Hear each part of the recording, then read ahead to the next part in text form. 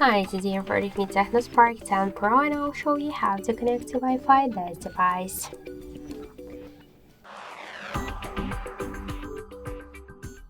So open first the settings application and then tap the Wi-Fi section. To activate Wi-Fi option, you should click on the switcher and after that you'll see here all of the available networks. Select one from the networks. Here we should enter the password. To see the password, you should click here to this eye icon. And after that, just tap the connect button, wait a second, and we could see that our device successfully connected to our phone, to this network.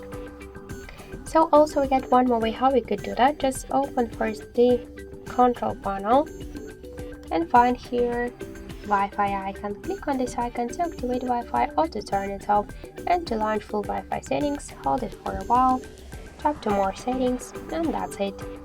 So thank you for watching, and if you like this video, leave thumbs up and subscribe.